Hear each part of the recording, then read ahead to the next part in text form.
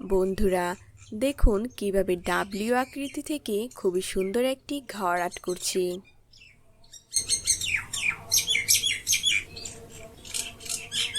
আপনার ছোট্ট সোনামণিরা খুবই সহজেই এই ঘরটি আর্ট করতে পারবে।